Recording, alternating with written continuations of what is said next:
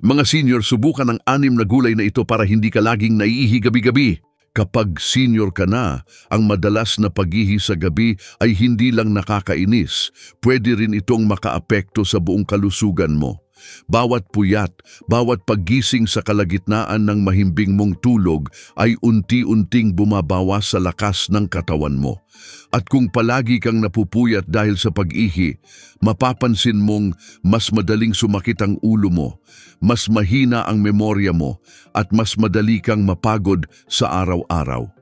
Pero ang hindi alam ng karamihan, may ilang simpleng gulay na pwedeng tumulong para maibsan ito. Ang unang gulay na dapat mong isama sa diet mo ay patola, o yung simpleng patola na kadalasang ginagamit sa miswa o ginisa. Ang patola ay may natural na diuretic properties na sa unang tingin ay parang kontra sa problema mo sa pag-ihi. Pero hindi lahat ng diuretic ay masama kapag kontrolado ang pagkain. Sa tamang dami, ang patola ay tumutulong i-regulate ang water retention sa katawan. Kung tama ang timing ng pagkain mo ng patola, especially sa umaga o tanghali, nakakatulong ito para mailabas ang excess na tubig sa araw imbis na sa gabi ka mag-ising-ising. Sunod na gulay na dapat mong subukan ay talbos ng kamote. Isa ito sa pinakamabisang source ng magnesium, isang mineral na may direktang epekto sa muscle control at nerve signaling. Kapag kulang ka sa magnesium, mas nagiging overactive ang bladder mo. Ibig sabihin, kahit konting ihi pa lang ang laman ng pantog mo, napapaihi ka na agad. At ang masama, kahit tulog ka, nagigising ka para lang umihi. Ang talbos ng kamote ay makatutulong para mapakalma ang muscles ng pantog mo at mas maganda ang tulog mo sa gabi. Isa pa sa mga gulay na dapat subukan ay sayote. Bukod sa mababa ito sa calories, mataas ito sa fiber at potassium. Pero ang pinakamahalaga, ang sayote ay may kakayahang i-stabilize ang blood sugar levels mo. Bakit importante ito? Dahil kapag hindi kontrolado ang blood sugar, mas nagiging madalas ang pag-ihi, lalo na sa gabi. Ang mataas na sugar sa dugo ay nagdadrive sa katawan mong mag-excrete ng sobrang likido, kaya ang resulta, gabi-gabi kang nagigising. Kung idagdag mo ang sayote sa ulam mo, kahit 3 beses lang sa isang linggo, makakatulong na ito sa regulation ng sugar levels at bladder control. Ang malunggay ay isa pang gulay na underrated pagdating sa tulog at urinary health. Bukod sa taglay nitong iron, calcium at vitamin A, ang malunggay ay may anti-inflammatory properties na nakakabawas ng iritasyon sa lining ng urinary tract. Marami sa mga senior ang hindi aware na ang madalas na pag-ihi sa gabi ay minsan dahil sa silent inflammation sa loob ng pantog. Hindi man ito impeksyon, pwedeng magdulot ng urge na umihi kahit wala namang sapat na laman ang pantog. Kapag regular kang kumakain ng malunggay, kahit sa tinola o ginisang gulay, unti-unti nitong pinapakalma ang bladder lining mo. Hindi rin dapat kaligtaan ng kangkong. Oo, simple lang ito at mura, pero powerful ang epekto nito sa katawan, lalo na kung palagi kang nagpupuyat. May mga compounds ang kangkong na tumutulong sa pagpapababa ng cortisol level, ang stress hormone ng katawan. Kapag mataas ang cortisol mo, hindi lang blood pressure at blood sugar ang apektado, pati na rin ang circadian rhythm ng katawan mo. Ang circadian rhythm ay parang internal clock ng katawan na nagsasabi kung kailan ka dapat matulog o magising. Kapag ito'y sabog, mas malaki ang chance na magising ka sa gabi para umihi kahit hindi naman kailangan. Ang pagkain ng kangkong regularly ay isa sa mga hakbang para maibalik ang natural mong sleeping pattern. At panghuli sa listahan natin ngayon ay kalabasa. Ang kalabasa ay mayroong beta-sitosterol at zinc, 2 nutrients na may mahalagang papel sa kalusugan ng prostate, lalo na sa mga lalaking senior. Ang enlarged prostate o benign prostatic hyperplasia, BPH, ay isang napaka-common na sanhi ng nocturia o madalas na paghihi sa gabi. Kahit hindi cancerous, ang paglapad ng prostate ay pumipigil sa normal na daloy ng ihi kaya hindi mo mailabas lahat sa isang upuan. Ang resulta, balik ka ulit sa banyo mamaya. Ang kalabasa ay natural na nakakatulong para hindi mabilis lumaki ang prostate at mapanatiling maayos ang daloy ng ihi. Ngayon maaring iniisip mo, sapat ba talagang kumain lang ng gulay para mabawasan ang paghihi sa gabi? Depende. Depende sa timing, sa portion, at kung ano ang iniwasan mong pagkain bago matulog. Hindi porket healthy ang gulay ay ibig sabihin kakainin mo kahit anong oras. Ang sikreto ay nasa tamang diskarte. Unang-una, huwag kumain ng sobrang alat sa hapunan. Bawasan ng soy sauce, processed foods at instant noodles. Lahat ng iyan ay nakaka-trigger ng fluid retention sa katawan na kapag nag-release na, sa gabi naman ang bagsak. Isa pa, iwasan ng uminom ng sobra-sobrang tubig bago matulog. Oo, mahalaga ang hydration pero ang dami ng senior na naliligo ng tubig bandang 7 p.m. at ihi naman ng ihi buong gabi. Pwede kang uminom ng tubig sa gabi pero paunti-unti lang. Kung uhaw ka, isang baso ay sapat na. Pero kung inom ka ng inom ng tubig habang nanonood ng TV bago matulog, siguradong babangon ka mamaya para umihi. Isa rin sa mga hindi napapansin ay ang epekto ng caffeine. Kahit naiinom mo ang kape mo sa umaga, ang residual effect nito sa katawan ay pwedeng tumagal ng ilang oras. Para sa ibang matatanda na sensitive ang katawan, minsan kahit tanghali na nainom ang kape ay may epekto pa rin sa bladder nila pagdating ng hating gabi. Kaya kung isa ka sa mga seniors na mahilig sa kape, subukan mong i-observe ang katawan mo. Kapag napansin mong mas madalas ang paghihi sa gabi tuwing uminom ka ng kape sa hapon, baka kailangan mo nang limitahan ito. Isa pang mahalagang i-consider ay ang mga gamot. Maraming maintenance meds ang may side effect na diuretic. Kung hindi ka sigurado, itanong sa doktor mo kung alin sa iniinom mo ang pwedeng mag-trigger ng madalas na paghihi. Sa ilang kaso, pwedeng i-adjust ang schedule ng pag-inom ng gamot para hindi ito makaapekto sa tulog mo. Hindi lahat ng problema sa pag-ihi sa gabi ay simpleng bladder issue lang. Sa mga babae, pwede itong dahil sa hormonal changes na nangyayari pagkatapos ng menopause. Sa mga lalaki, maaaring prostate. Pero sa parehong kaso, ang pagdagdag ng tamang gulay sa diet ay simple pero epektibong hakbang para tulungan ang katawan mong mag-regulate ng sarili. Hindi kailangang komplikado ang solusyon. Minsan, isang simpleng miswa na may patula, ginisang malunggay o nilagang kalabasa ay sapat na para unti-unting bumalik ang mahimbing mong tulog.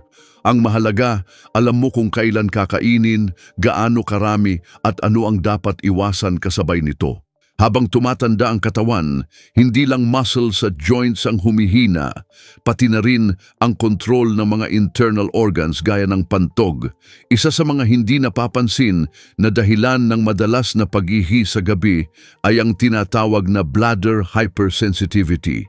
Sa simpleng salita, konting laman pa lang ng pantog parang puno na agad sa pakiramdam. At kung hindi mo ito napigilan, gising ka na naman sa 10 oras ng gabi, pupunta ng banyo at maaantala na naman ang tulog mo. Ang isa sa mga main trigger ng ganitong kondisyon ay inflammation o pamamaga sa lining ng urinary tract. Hindi ito laging dahil sa infection. Minsan, dahil lang sa pagkain ng irritants, tulad ng maaanghang, acidic o sobrang alat, naiirita ang lining ng pantog, nagkakaroon ng microinflammation at nagiging overly sensitive. Kaya kahit hindi pa talaga puno, parang sinisigaw ng katawan mo na kailangan mo ng umihi. Dito pumapasok ang halaga ng pagkain ng mga gulay na may natural anti-inflammatory effect. Tulad ng nabanggit nating malunggay, kangkong at talbos ng kamote, nakakatulong ang mga ito hindi lang sa immune system kundi pati sa pagkalma ng lining ng pantog. Kapag hindi irritated ang loob ng pantog mo, hindi ka basta-basta maiihi. Mas kaya nitong maghintay hanggang makumpleto ang volume bago ipadama sa utak mo ang urge na umihi. At hindi lang pantog ang usapan dito. Karamihan sa mga seniors na nagkakaroon ng nocturia o madalas na pag-ihi sa gabi ay may kasamang iba pang sintomas tulad ng pananakit ng balakang, madaling mapagod sa umaga, o kaya parang laging kulang ang tulog kahit mahaba ang oras na inilalaan dito. Bakit? Dahil hindi lang basta gising at tulog ang kailangan ng katawan. Kailangan nito ng tuloy-tuloy na deep sleep. Kapag lagi kang nagigising sa gabi para umihi, hindi mo naaabot ang mga mahahalagang sleep stages gaya ng REM at deep sleep na siyang pinaka-critical sa pag-repair ng katawan. Kaya kahit pa sinasabi mong 8 hours naman ako natutulog, kung gising ka naman ng gising, hindi rin ito kapaki-pakinabang. At kung araw-araw kang kulang sa quality sleep, mas bumabagal ang metabolism mo, mas humihina ang resistensya mo, at mas tumataas ang risk mo sa iba't ibang sakit tulad ng Alzheimer's, diabetes, at high blood pressure.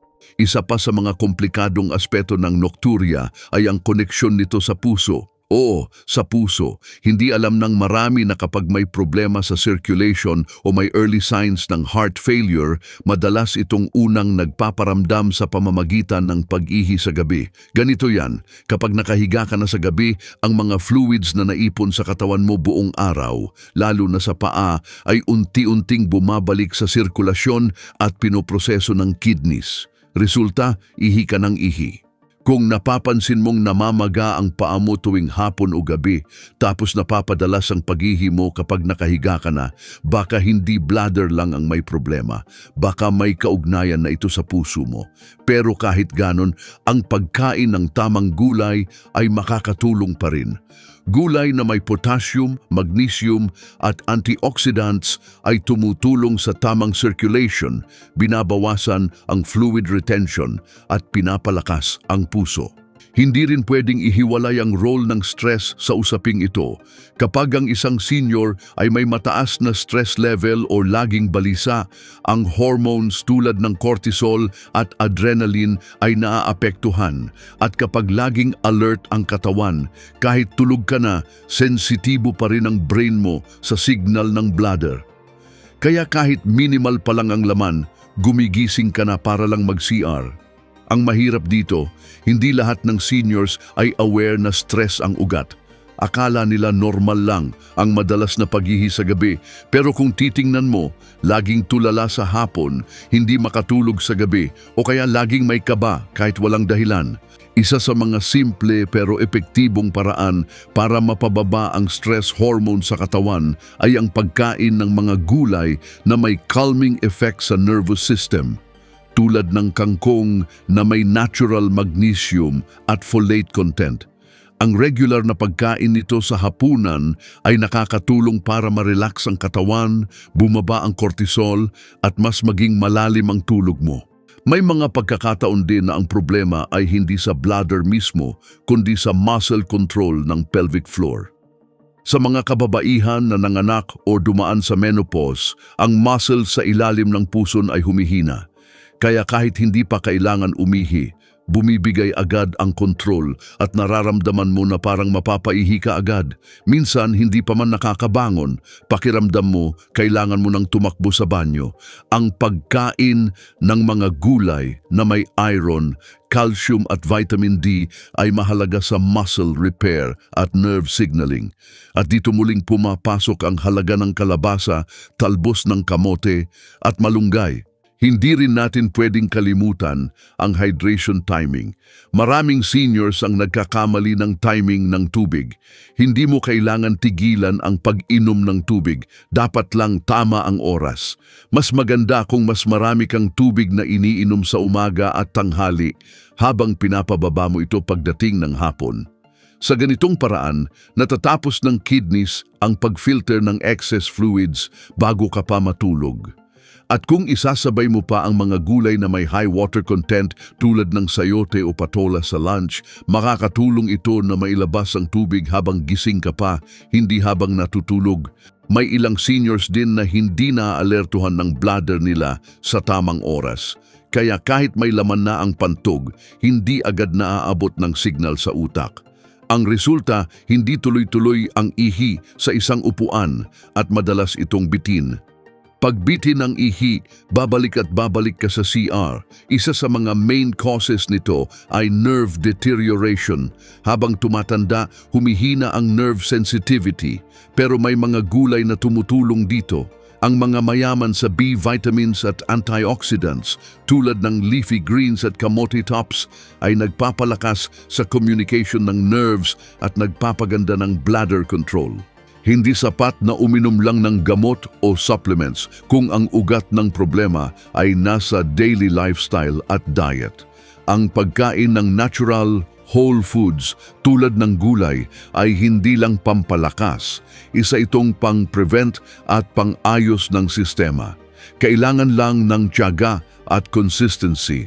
Sa dami ng factors na pwedeng maging dahilan ng madalas na paghihi sa gabi mula sa prostate, menopause, inflammation, stress, muscle weakening, hormonal imbalance hanggang nerve issues. Iisa lang ang malinaw, hindi ito dapat balewalain. Pero hindi rin kailangan ng mamahaling solusyon.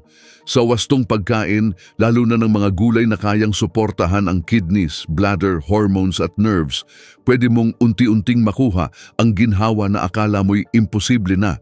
Sa pagtatapos, gusto lang naming ipaalala na ang pagiging senior ay hindi dahilan para tanggapin na lang ang mga hindi komportabling kondisyon sa katawan. Hindi mo kailangang mabuhay na puyat gabi-gabi o matulog ng may kaba kung ilang beses kang gigising. May mga simpleng gulay na kayang tumulong. May mga simpleng hakbang na pwedeng simulan ngayon. At kung gagawin mo ito araw-araw, may pag-asa kang maibalik ang maayos na tulog mo araw-araw. Ang mahimbing na tulog ay hindi lang tungkol sa pahinga. Ito ay pundasyon ng mahabang buhay. Kaya kung may pagkakataon kang ayusin ito sa natural na paraan, simulan mo na ngayon. Kung nagustuhan mo ang video na to at may natutunan ka, don't forget to like and share para mas marami pa tayong matulungan. Subscribe ka na rin sa aming channel at i-click ang notification bell para lagi kang updated sa mga natural health tips araw-araw. Thanks for watching and we'll see you in the next video.